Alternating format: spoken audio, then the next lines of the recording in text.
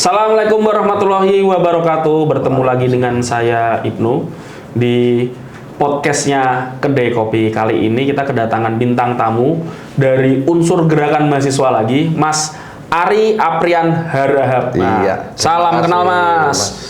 Ais. Nah, salam kenal. Jadi Mas Ari Aprian Harahap ini dari teman-teman IMM, Ikatan Mahasiswa Muhammadiyah. Iya. Jadi sebagai kadep. Saya ketua DPP IMM bidang hikmah, politik dan kebijakan publik. Intinya ya KP ya, kebijakan publik ya, kebijakan publik. yang ngurusi demo-demo, kurang lebih kayak gitu. Bisa. Oh, bisa. Jadi Mas Ari ini main ke Kedai Kopi, kita ngobrol-ngobrol. Iya. Ya udahlah, Mas kalian podcast Mas. Okay. Nanti saya gantian, nanti saya yang podcast ke markasnya IMM. Iya. Markas di mana Mas IMM? Kita di PP Muhammadiyah di Menteng. Di Menteng. Oh, ini deket Tugu Tani. Deket Tugu Tani. Iya. Oh, berarti satu gedung ya di situ gedung, ya. iya. Karena memang organ resminya Muhammadiyah. Organ resmi Muhammadiyah, Ortom, organisasi otonom Muhammadiyah. Berarti iya. pemuda Muhammadiyah di situ. Yes, IPM juga IPM di situ, Kalau NA di situ. Muhammadiyah ini organisasi otonom mahasiswa dan siswanya apa aja?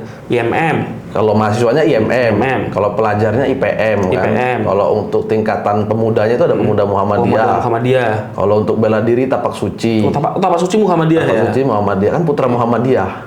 Tapak Suci putra Muhammadiyah. Oh, nama lengkapnya Tapak Suci putra Enggak Tapak Suci aja ya. Oh, Tapak Suci untuk aja. di kepanduannya itu ada Hizbul Waton kan. Oh, Hizbul Waton itu Muhammadiyah. Iya, baru di keperempuanannya itu ada Nasihatul Aisyah. Untuk kan pemudinya itu Nasihatul Aisyah. Nasihatul Aisyah.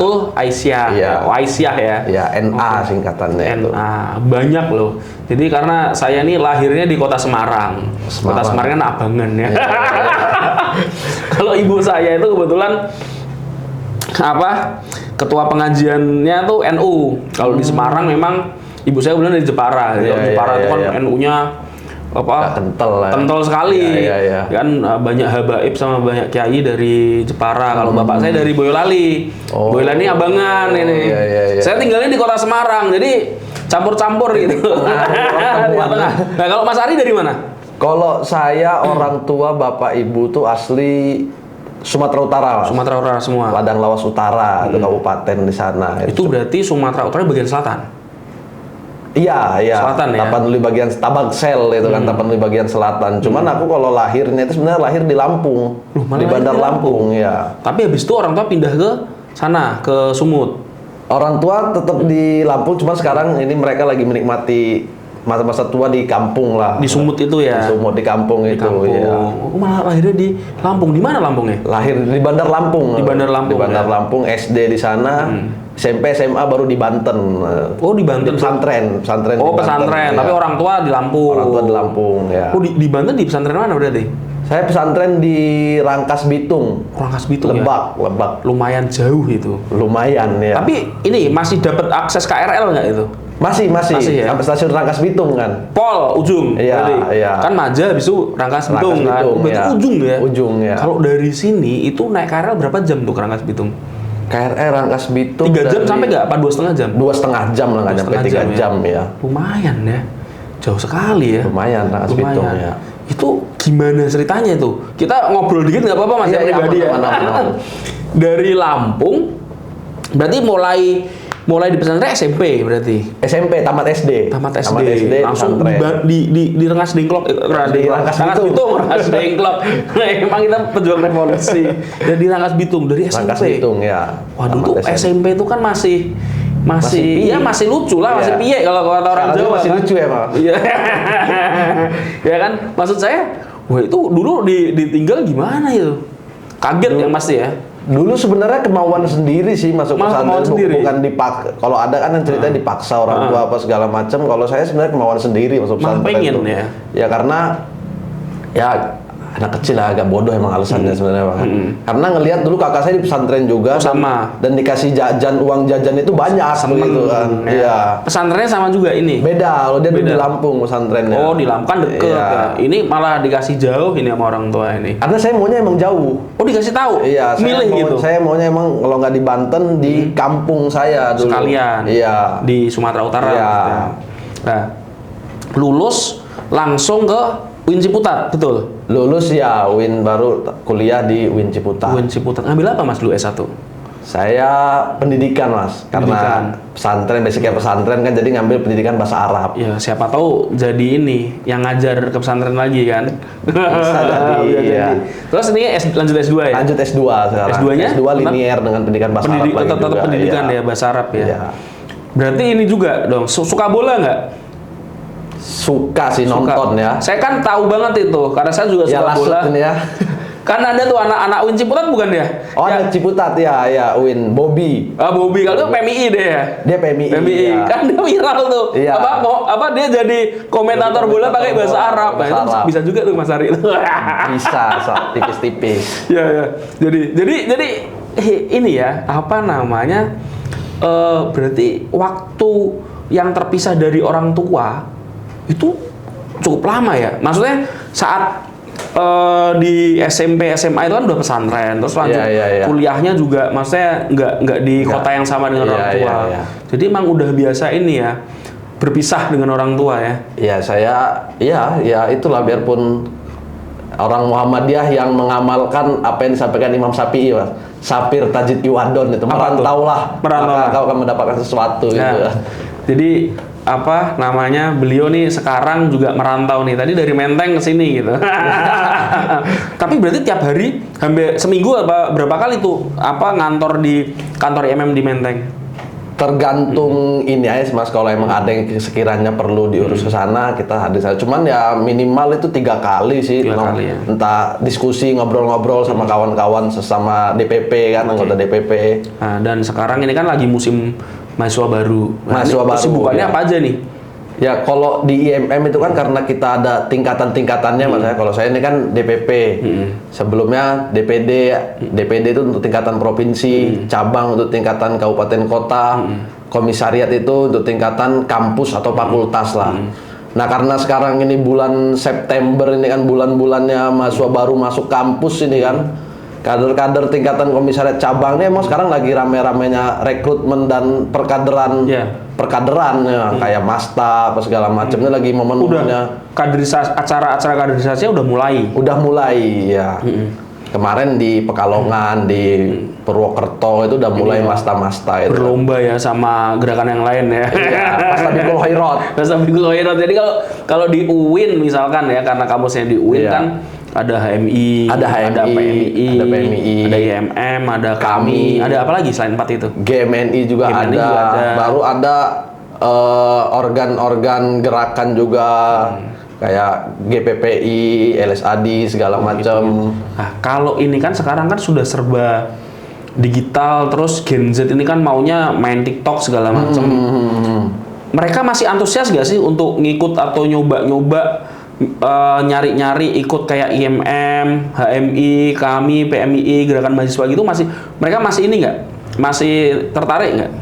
Tertarik sih sebenarnya masih ada aja yang tertarik Mas. Cuman ya lagi-lagi kan Gen Z, milenial ini kan gampang jenuh gitu ya untuk ikut-ikut kegiatan yang seremonial apa segala macam. Mereka mungkin nggak terlalu happy dengan hal itu, makanya kalau yang kita omongin ke kawan-kawan di tingkatan cabang, misalnya itu kita harus bisa bertransformasi gitu. Gimana kita melaksanakan kegiatan yang benar-benar disukai sama kader-kader ini.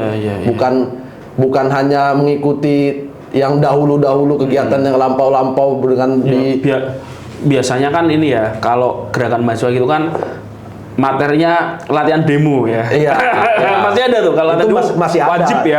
Cuman kan kegiatan itu kan perkaderan nih, Pak. Cuman kegiatan-kegiatan yang kayak sifatnya mingguan atau seminggu 2 kali kita bikin have fun lah, pertemuan antar kader itu, karena kalau udah makin suka kan berarti bakal makin loyal dan militan. Jangan terlalu serius-serius amat. Iya. Gitu. Bahasanya serius tapi cara pembawaannya santai. Lah, kemarin ini kan ada yang putusan MK. Yes, putusan MK nomor 60. Kan IMM pasti ikut turun ya. 60 dan 70. Nah, itu kemarin mahasiswa baru banyak yang turun nggak sih? Mahasiswa baru banyak yang turun juga setahu saya itu Mas, beberapa lah, bahkan yang bukan mahasiswa ada yang turun, apalagi mahasiswa baru gitu. Kan baru ospek tuh, baru ospek ikutan dipaksa turun belum ospek hitungannya kemarin. Malah belum ya? Iya, karena ospek ini kan baru beberapa minggu baru seminggu September kemarin ini. Akhir Agustus banget lah ya. Bahkan mereka belum ospek pun ada yang turun juga. Ada yang udah turun, cuman mungkin ya nggak terorganisir dengan baik dengan kampusnya gitu, karena kan belum ada almet dan segala macam. Belum ada almet ya. Belum ada almet masalahnya. Cuman banyak sih yang turun, bukan hanya mahasiswa aja. Tapi kemarin sikapnya IMM gimana secara umum? Kalau IMM pada prinsipnya memang menyayangkan upaya DPR yang seolah-olah mau menganulir putusan MK ini, Mas ya. Karena ya walaupun sebelumnya kita pernah dikecewakan dengan putusan MK pada saat Pilpres kemarin. Gibran ya. Yes, iya. Di sini kita sebut nama politisi aman. Menyebut Mas Ibnu. Gimana? Sempat dikecewakan dengan putusan MK itu, tapi putusan MK yang nomor 6070 kemarin jadi angin segar lah buat kita kan, bagaimana demokrasi selayaknya ada angin segar dari MK begitu. Tapi tiba-tiba juga baru satu hari ini putusan MK disahkan, tiba-tiba besoknya balik ya? DPR langsung melaksanakan rapat di Balek yang seolah-olah ingin menganulir putusan MK itu. Padahal undang-undang pilkada yang baru nggak masuk prolegnas. Iya. Emang serba. Sebenarnya yang dikecewakan karena ini aja sih, putusan MK yang waktu Pilpres kemarin itu kok DPR senyap aja, tapi dengan kalau putusan MK yang sekarang tiba-tiba langsung ada gerakan, itu aja yang dilihat masyarakat mahasiswa itu loh. Kok seolah-olah beda banget ya. Beda perlakuannya dan kita nih nggak dianggap gitu loh. Iya, masyarakat ini apaan sih? Iya. Tapi ya untungnya akhirnya karena desakan masyarakat, ya udah akhirnya putusan MK tetap berjalan ya. Tetap dijalankan ya. Dan itu ternyata benar-benar mengubah konstelasi pilkada. Pilkada ya. Nah, lumayan itu. Kalau itu kemarin lanjut aja itu banyak kotak kosong. Banyak kotak kosong. DKI mungkin ya calonnya cuma 2 kan. 2 ya. Karena PDIP nggak bisa menjalankan sendiri ya. Minimal kan kalau kayak gini rame ya. Di Jakarta akhirnya Rano Karno maju dan baru di berita hari ini ada tim sesnya Cornelia Agatha sama Maudy Kusnedi kan. Cak Lontong jadi ketua tim ses.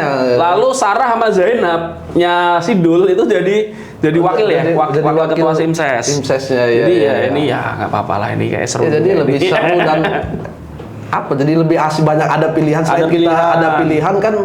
Banyak kayak pasti ekonomi rakyat jalan itu Mas ya. Percetakan banner-banner jalan. Yang penting bayar. Yang penting bayar. Karena kan kalau gitu ya, mohon maaf nih. Ya biasanya tuh DP-nya misalkan 50%, barang udah jadi pada nggak dibayar. Kalau musim pemilu tuh kayak gitu. Oh begitu Mas. Banyak yang buat prestasi, banyak yang nggak bayar. Teman saya pernah kena. DP cuma 25% udah jadi, baru diambil. Pelunasan nggak dilunasi, udah lari aja. Ini harus hati-hati. Itu kacau kalau begitu ceritanya. Lalu kita pengen ngobrolin dikit lah. Di luar pilkada ya. Di luar pilkada kita bicara soal kabinet nih.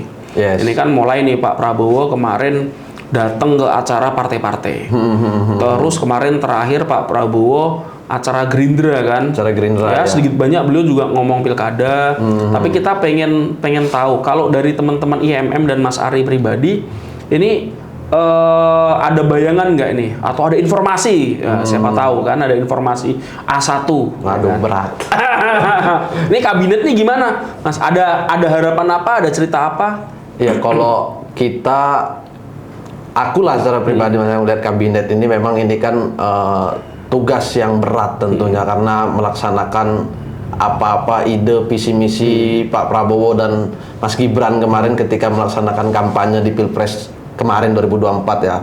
Tentu ada di Pak Prabowo dan Mas Gibran bisa nyalonkan karena ada koalisi-koalisi parpol dan segala macamnya. Tentu kita tidak bisa melepaskan juga pasti Pak Prabowo juga melihat kontribusi parpol-parpol itu. Cuman harapannya tentu ya jangan semua diambil dari kalangan partai aja begitu, tapi perlu juga pelibatan yang benar-benar profesional. Bukan berarti kita menganggap yang parpol itu nggak profesional, enggak gitu, karena ada juga beberapa yang kader parpol ketika dijadikan anggota kabinet, menteri-menteri ya bagus juga begitu. Tapi harapannya tentu berikan juga kepada pihak-pihak yang profesional dalam pemilihan kabinet nanti. Dan tentunya karena sekarang kemarin di Pilpres itu mayoritas suara yang diperebutkan itu adalah suara anak muda begitu ya, perlu juga pelibatan anak muda. Dan kalau ya selain itu perlu juga yang benar-benar pas begitu mengisi bidangnya dan segala macam. Dan saya rasa ya perlu yang profesional. Muhammadiyah bisa dari profesional ini. Udah ada Raja Juli Antoni. Iya, itu kader Muhammadiyah itu. Raja Juli Antoni kebetulan senior IMM ya.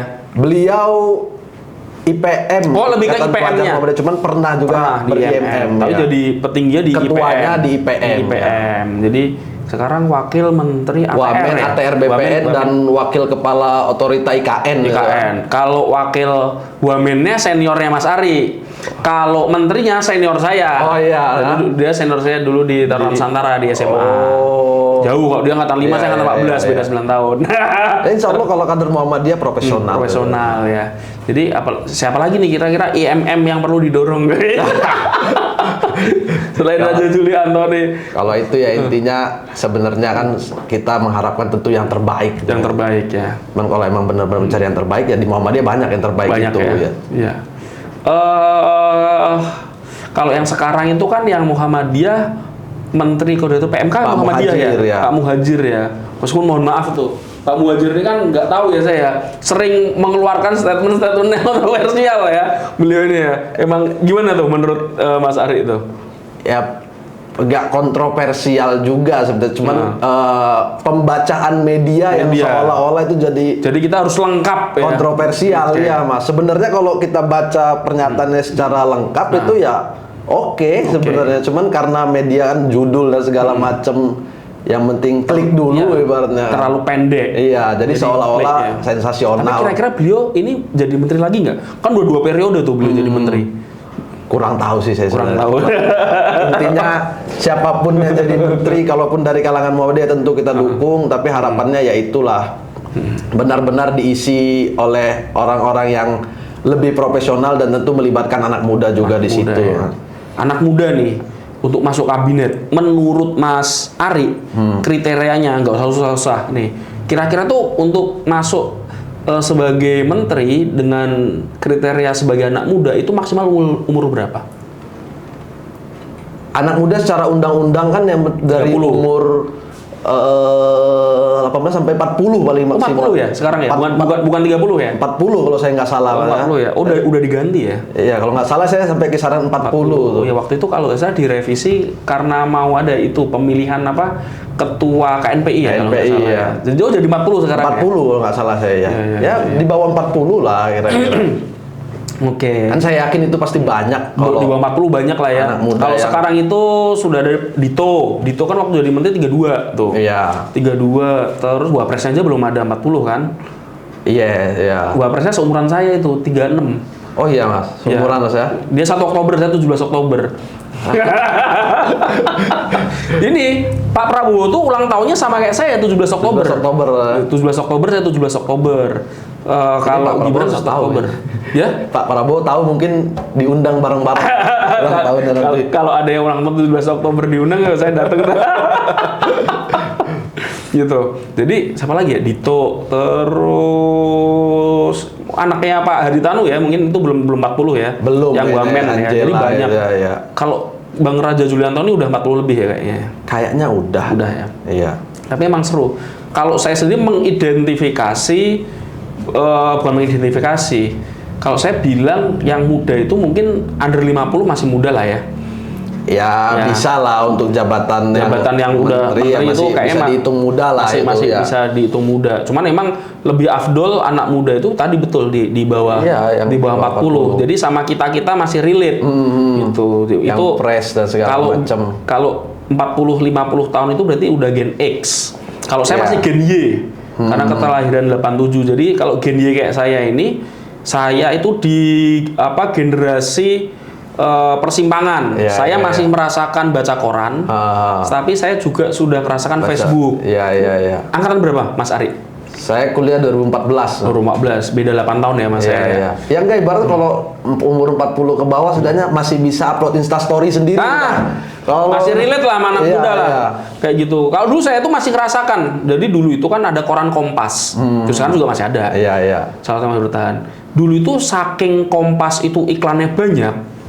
Dulu Kompas itu jualan koran tuh harganya Rp1.000 di kampus, khusus di kampus. Iya. Jadi saya masih ngerasakan tuh koran Kompas yang halamannya sampai 30 lebih itu harganya cuma Rp1.000. Tahun berapa itu Mas? 2006, 2000 sampai 2008 masih lah. Oh, masih 1.000 murah lah ya. Zaman segitu kan Facebook baru booming itu tahun 2008 di Indonesia. 2006, 2007 masih main Friendster. Nggak ngerasain Friendster. Nggak tahu aja.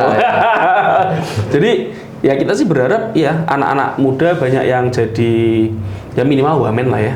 Ya bisa. Kalau menteri terlalu dianggap terlalu cepat ya wamen masih gitu. Oke. Pelibatannya sih sebenarnya. Jangan cuman kita diambil ketika waktu ini berdasarkan survei segala macam jumlah pemilih anak muda segala macamnya lebih tinggi, tapi begitu kita pingin ikut berkontribusi dalam mengurus negara ini ibaratnya dilupakan begitu ya, tetap golongan-golongan tua. Itu tadi penting tuh Mas. Jadi apa namanya pemilih muda ini kan semakin banyak. Ya. So mungkin udah terutama yang pemilih 27 tahun ke bawah itu mungkin sudah ada 30% lah. Kalau yang sampai 40 itu udah lebih dari 60%, lebih dari 60% bahkan. Jadi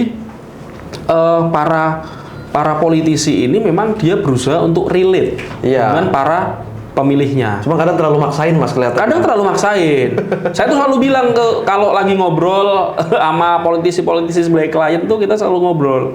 Untuk relate dengan para pemilih itu ada beberapa hal yang bisa dilakukan. Natural ya. Kalau mau natural paling gampang itu kalau Bapak suka sepak bola. Iya. Ya udah klubnya apa? Ikutin aja. Makanya itu sekarang banyak ya. Politisi-politisi tokoh itu nimbrung ngomongin Liga Inggris misalnya. Iya. Ngaku dia pendukungnya Manchester United. Itu paling banyak. Politisi yang saya lihat yang pas untuk mencoba terjun ke anak muda itu ya contohnya Bambang Pacul lah itu. Oh itu padahal udah tua banget. Udah tua, cuman tapi kalau ngobrol masih oke. Masih oke. Jadi dia nggak terlalu memaksakan untuk berbaur dengan anak muda, tapi bisa diterima gitu. Karena itu memang udah gayanya beliau emang santai kayak gitu. Terbuka padanya gitu. Terbuka padanya. Ya itu makanya natural aja yang kita. Kalau klub bola sukanya apa? Saya AC Milan lagi Mas, Liga Italia. Saya juga AC Milan. Milanisti Mas ya? Kita ngobrolin AC Milan, tapi ini 3 laga kok baru seri sekali apa 2 kali ya? Seri 2 kali kemarin. Seri lawan Lazio itu kan. 2-2. Iya. Saya masih ngikutin tuh. Kalah sekali. Kalau saya itu ya nonton bola itu dari SD. Pertama kali itu sukanya itu malah saya sama Newcastle. Karena waktu itu saya nggak suka MU dari dulu. Karena menang terus kan jadi nggak suka. Yang bisa nyaingin waktu itu Newcastle waktu itu tuh masih Les Ferdinand. Masih Les Ferdinand, terus baru Alan Shearer masuk. Tapi masih gagal juara tuh. Terus saya lihat Liga Champion final. Juve lawan Real Madrid tahun 98. Oh iya. Seneng saya Real Madrid karena saya nggak suka Juve. Cuman saya bener-bener suka AC Milan itu tahun musim 98-99. Oliver Bierhoff. Jadi karena AC Milan tuh kayak terus tuh sebelumnya tuh. Iya. Akhirnya sama Oliver Bierhoff masuk AC Milan, terus ada Leonardo sama masih ada Joshua. Trionya di depan itu. Iya. Juara. Oh ini oke nih.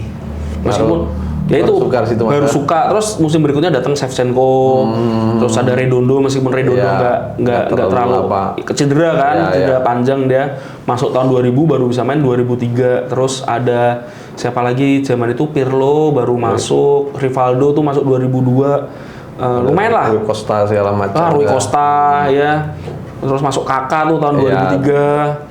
Oke tuh Milanisti saya, ayo silahkan tanya. Kalau saya Milanisti karena jalur nepotisme. Bapak saya suka Milan, abang saya suka Milan, jadi karena TV itu dikuasai untuk nonton Milan. Akhirnya mau nggak mau nonton Milan. Suka Milan juga dengan tambah banyak pemain-pemain yang. Cuman saya agak sedih tuh Milan ya. Di antara tahun 2000 sampai 2010 tuh juaranya cuma sekali. tahun 2003 2004. Kalau champion kan 2 kali. Padahal pemainnya oke-oke tuh. Belakang ada Nesta, Maldini, terus Cafu, sama siapa lagi? Itu sempat ada Yapstam. Iya. Oke itu. Lebih fokus ke champion dulu. Bahkan sebenarnya AC Milan tahun 2003 2004 dia itu kan juara liga. Iya. Dan dia itu harusnya itu bisa juara Liga Champion, tapi kalah sama Deportivo La Coruna. Iya. Gitu. Kalah yang paling di perempat pahit lawan Liverpool. Milan 2005 lah. Iyalah. Bahkan Ancelotti bilang waktu itu, kalau ditanya susunan pemain AC Milan yang paling hebat menurut Ancelotti itu yang 2004-2005. Iya. Di depan ada Crespo sama Shevchenko. Iya. Belakangnya Kakak, ya kan? Terus masih ada Yapstam apa ya kalau nggak salah tuh. Nggak ada ya? Belum Yapstam 2005-2006 ya. Maldini Nesta ya. Dida kipernya ya kan. Jadi apa namanya? Ya senang AC Milan lah. Liga Inggris baru seneng gara-gara saya main FM. Kalau Liga Inggris suka nggak? Liga Inggris? Nontonin aja tapi nggak ada favorit. Ada satu tim yang di ini. Saya loyal Milan, Mas. Loyal Milan. IMM warnanya merah, tim saya merah. Kalau saya tiap liga ada suka tuh. Jadi kalau Liga Inggris saya sukanya sekarang City. Bukan gara-gara menang terus. Jadi sebelum dibeli sama siapa namanya sama Syekh Mansur, saya tuh suka main FM dari tahun 2006. Nah, di musim 2006-2007 kalau kita main FM-nya Manchester City, itu isinya wonderkid. Ada Micah Richard, Onoha, segala macem kayak gitu. Tapi belum suka. Waktu beneran dibeli sama Syekh Mansur, ada masuk Tevez. Wadah, oke lah sekalian. Puncaknya 2012 tuh yang juara Aguero tuh. Yang juara laga terakhir. Ya. Itu saya nonton di kosan temen. Jam 10:30 lah itu. Itu saya kabur dari pesantren dulu, Mas. Kalau nggak salah saya waktu itu. Itu kan golnya menit terakhir. Teriak kita, wah, langsung datengin sebelah rumah Pak RT tuh datang. Kalau Liga Jerman saya sukanya Dortmund, tapi nggak terlalu fanatik lah. Jadi saya memang jiwa aktivis saya itu kental ya. Saya nggak suka MU karena menang terus. Saya suka Dortmund karena harus melawan Munchen menang terus. Cuman memang yang susah ini Madrid. Harusnya kan kalau kita aktivis ya harusnya ya. Nggak suka sama Real Madrid harusnya. Tapi saya dapat pembenaran tuh. Karena Budiman Sujatmiko yang aktivis tulen aja dia suka juga Real Madrid. Ya udahlah nggak apa-apa. Jadi nggak apa-apa. Nggak apa-apa. Tapi udah pernah nonton Milan langsung gitu? Belum ya, cita-cita. Ya, semoga ada kesempatan lah nanti. Juga belum nih. Yang udah datang ke Indonesia itu kan baru Inter ya. Inter Lazio, Juve belum pernah ya? Juve kayaknya belum. Milan kan glorinya doang waktu itu kan. Oke. Iya, cuman legenda-legendanya aja tuh. Legendanya aja yang datang. Waktu itu siapa sih ada yang kakinya sempat patah tuh siapa? Yang sempat jadi pemain termahal dunia itu Lentini ya.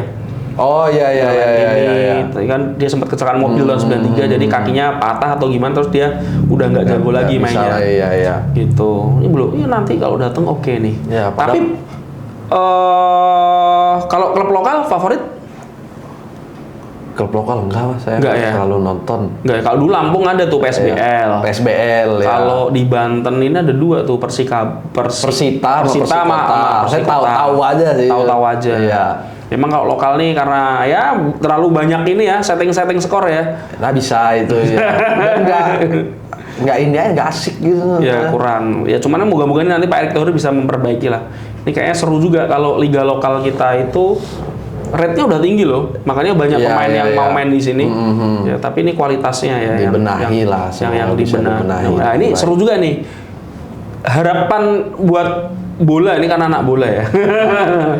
Kira-kira nih Pak Prabowo nanti kalau sudah naik, ya, kira-kira termasuk bisa membenahi nggak ya beliau? Karena kan saya termasuk yang lihat Pak Prabowo kayaknya nggak terlalu concern juga ke arah bola kayak gitu. Kalau olahraga kayak pencak silat, oke kan karena beliau kan ketuanya kan. Iya. Kalau bola kira-kira concern juga nggak ya beliau? Harapannya sih tentu concern Mas. Cuman kan masa presiden sampai harus ngurusin soal bola ini federasinya ngapain? Kalau saya itu bayangin ya. Nah, kalau saya mau jadi presiden gitu. Kampanyenya saya bilang saya akan buat undang-undang tentang sepak bola gitu. Meskipun di aturan FIFA kan negara nggak boleh ikut campur ya. Nah, tapi kalau kita udah jadi presiden kan tinggal atur sana sini aja. Pak ini lebih pemain kalau presiden lebih bahaya. Karena saya lihat sepak bola itu harapannya Indonesia. Iya, masyarakat emang banyak bener yang. Jadi dalam ekonomi sesulit apapun, kalau sepak bola kita itu dipersatukan terus juara kayak gitu, itu kayak jadi obat buat masyarakat. Ya buat politisi itu jadi alat pemenangan. Tapi kan masyarakat masa bodoh sebenarnya selama mereka bisa mendapatkan timnas yang bagus, yang berprestasi dan klub-klub liganya juga jalan kan oke. Iya. Kalau saya sih itu. IMM concern nggak sama isu-isu olahraga kira?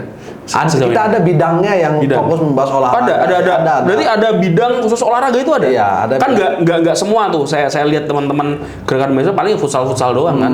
Ada bidang olahraga dan kebudayaan dan ya yang concern juga membahas soal olahraga. Yang penting ya itu sih, jangan olahraga khususnya sepak bola yang memang fansnya atau penontonnya banyak cuma dijadiin objek aja gitu kan, kayak yang kemarin tiba-tiba pindah klub itu kan agak lucu gitu. ARK yang tiba-tiba saya cinta Persija itu kan jadi lawakan The Jack ibaratnya. Akhirnya ngomongin Pilkada Jakarta gitu. Kemana-mana obrolan kita. Oh iya ya ngomong gitu ya.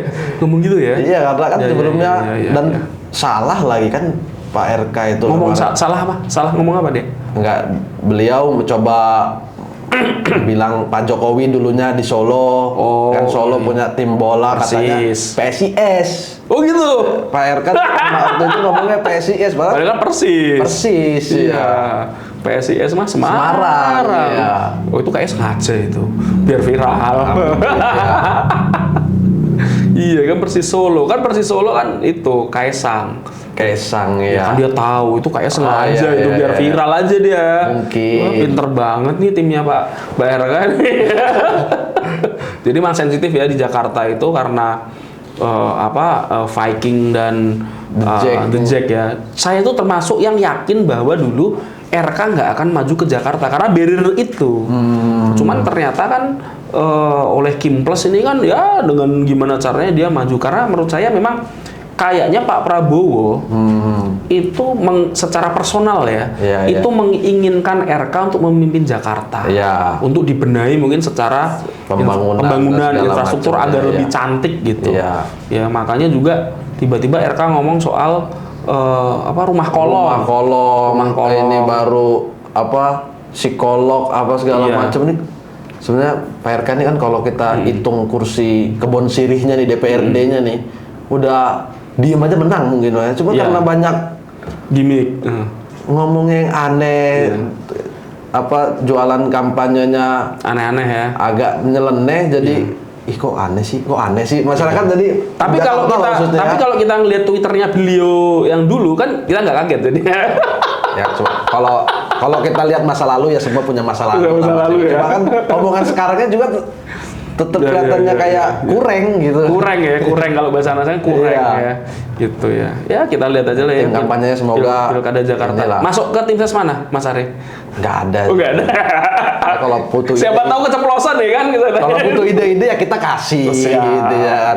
Dari kacamata anak muda tentunya kan. Jadi kan kalau kantor kan di Menteng ya, deket tuh ke gedung DPRD DKI sama gedung Kebun Sirih. Deket banget itu. Nah, itu Pilkada Jakarta. Kalau KTP mana, Mas? KTP saya Tangsel, Mas. Oh, Tangsel, bukan di Sumut ya? Bukan ya. Nah, kalau Sumut nih gimana nih? Sebagai anak Sumut melihat pertarungan pilkada di Sumatera Utara ya. Gimana tuh pandangannya Mas Ari? Ya menarik, Mas. Menarik. Dua calon ini. Edi Rahmayadi, Bobi Nasution ini ya. Kira-kira ini siapa nanti yang lebih unggul? Kalau di kampung saya sih Mas ya, karena Bobi ini marganya Nasution itu kan. Nasution tuh banyak dari Tabaksel juga dari. Oh banyak ya di bagian selatan Sumut banyak ya? Iya. Ya lebih ke Bobi. Cuman kan di satu sisi Sumut nih kan punya karakter yang agak keras dan kenceng gitu kan ya, karakter model Pak Edi Rahmayadi yang punya background militer ini ya banyak juga disukai, makanya agak seru ini. Berarti orang yang keras itu cenderung disukai ya di Sumut ya? Iya, karena nganggapnya benerin Sumut ya harus dengan ketegasan dan segala macam gitu. Oh, baru tahu saya. Makanya karakter Pak Edi ya agak sedikit banyaknya diterima di kalangan Sumut. Makanya bakal pertarungan yang seru juga sebenarnya dua sudut ini. Untungnya PDIP nyalonin Pak Edi walaupun karena PDIP bukan gede juga ya kan? di sana ya. Iya. Iya, ya akhirnya buat KTA lah. Iya. Kalau di Jakarta ada yang nggak mau buat KTA katanya. Siapa tuh Mas? Tahu lah, gitu lah. Itu kan prinsip. Mungkin ya, kayak gitu. Mas Anies mungkin nanti akan membuat partai baru.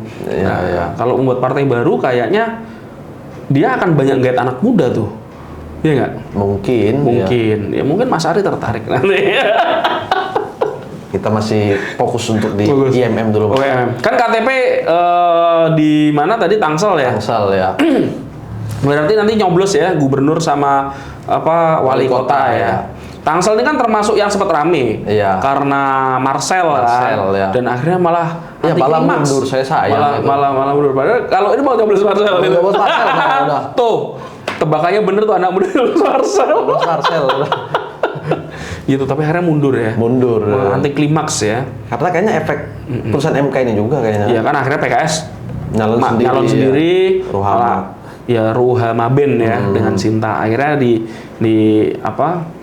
tahu dialihkan semua. Ya udahlah pada ke Benjamin Daphne kan akhirnya semua. Pilar. Ya Benjamin Daphne. Benjamin ini yang petahana, Pilar Saga juga petahana dua-duanya ya. Nah, kayaknya seru juga ya ini di Banten kan akhirnya Airin tetap juga lolos bisa lolos ya. Oke. Nah ini kalau kesibukannya sekarang Mas Ari apa nih selain ngerjakan tesis sekarang? Kalau kita kesibukan memang lagi beberapa kawan lagi coba dibilang iseng-iseng enggak juga sih, merintis usaha karena kita mahasiswa suka ngopi kita buat kafe. Bukan bikin warung kopi lah, nggak pede juga untuk dibilang kafe karena kalau kafe ini kan kesannya agak mewah lah, agak wah aja. Kita warkop kecil-kecilan lah. Ini makanya namanya kedai kopi, bukan kedai kafe. Tapi konsepnya biasa. Bukan kan biasanya kalau Sumut, Aceh itu kan punya standar sendiri atau produk sendiri ya soal kopi gitu nggak ya? Ini umum ya berarti umum aja ya. Umum. Ya, oke ini. Umum dan dekat di kantong mahasiswa. Di mana? Di sekitaran Ciputat situ, Mas. Kapan-kapan mampir kita. Bisa. Nanti mau podcast di sana, saya samperin deh. Gitu. Cocok ya. Oke, Mas Ari. Siap, Mas. Terima kasih banyak sudah mampir di podcastnya Kedai Kopi. Siap. Insya Allah kita nanti juga mampir banyak untuk ke teman-teman markasnya teman-teman IMM. Ya, salam buat teman-teman IMM dan Pak Ketua juga. Ya, Pak Ketum siapa? Rian Betradelza. Mas Rian ya. Rian gitu. Salam buat Mas Rian dan kawan-kawan. Sampaikan Mas. Kita terima kasih, ucapkan terima kasih sekali pada Mas Ari yang sudah mau mampir. Semoga nanti kita banyak diskusi lebih lanjut ya dengan Mas Ari dan kawan-kawan di IMM. Terima kasih. Wassalamualaikum warahmatullahi wabarakatuh. Thank you Mas. Siap, Mas Ibnu. Terima kasih.